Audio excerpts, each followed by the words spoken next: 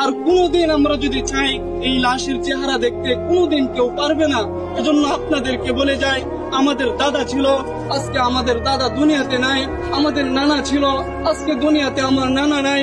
অনেকের বাবা দুনিয়ার জমিনে ছিল, আজকে আমাদের বাবা অনেকের হারায় গেছে।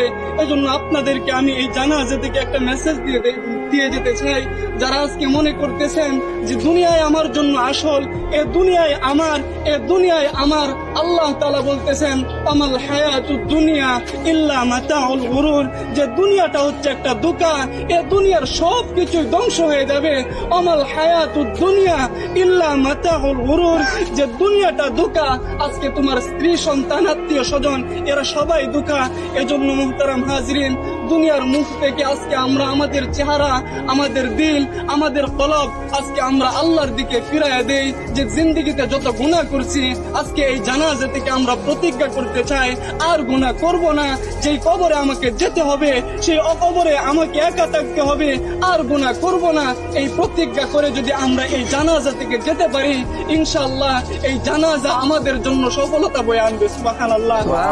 কথা লম্বা করার কোনো প্রয়োজন নেই।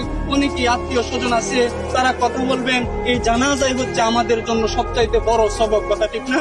আল্লাহ তাআলা আমাদেরকে যে কথাগুলো বলছি সকলকে বুঝার তৌফিক দান করুক, সকল বলে আমিন।